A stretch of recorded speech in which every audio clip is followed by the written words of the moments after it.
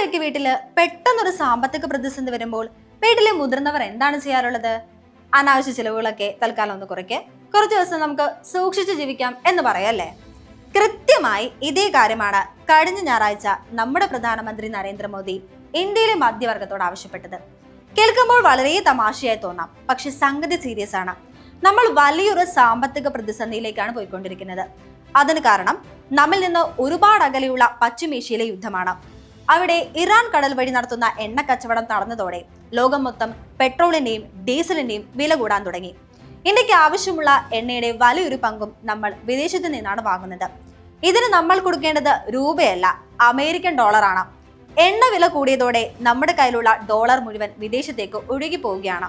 നമ്മുടെ രൂപയുടെ മൂല്യം പാതാളത്തിലേക്ക് ഇടിയാൻ കാരണം ഇത് തന്നെയാണ്. ഈ ഡോളർ ചോർച്ച തടയാനാണ് പ്രധാനമന്ത്രി നമ്മളോട് ചിലവുകൾ ചുരുക്കാൻ പറയുന്നത്. ലോകത്ത് ഏറ്റവും കൂടുതൽ സ്വർണം വാങ്ങുന്ന രണ്ടാമത്തെ രാജ്യം നമ്മളാണ്. കല്യാണത്തിന് പോയാലും തൽക്കാലം സ്വർണം വാങ്ങരുതെന്ന് മോദി പറഞ്ഞതോടെ സ്വർണ്ണ വിപണി ആകെ തകർന്നു. വിദേശ ടൂറിസം ഒഴിവാക്കാൻ പറഞ്ഞതോടെ വിമാന കമ്പനികൾക്കും വലിയ നഷ്ടമുണ്ടായി.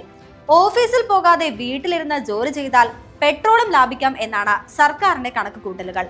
പക്ഷെ ഇതിന് പിന്നിൽ വലിയൊരു രാഷ്ട്രീയ തന്ത്രം കൂടിയുണ്ട്. നാളെ ഒരുപക്ഷെ നാട്ടിൽ പെട്രോൾ വില കൂടിയാലോ, സാധനങ്ങൾക്ക് വില കൂടിയാലോ അത് സർക്കാരിന്റെ കുറ്റമല്ല, മറിച്ച് ലോകം മൊത്തമുള്ള യുദ്ധം കാരണമാണെന്ന് ജനങ്ങളെ മുൻകൂട്ടി ബോധ്യപ്പെടുത്താനുള്ള ഒരു ജാമ്യം മെഡിക്കൽ കൂടിയാണ്.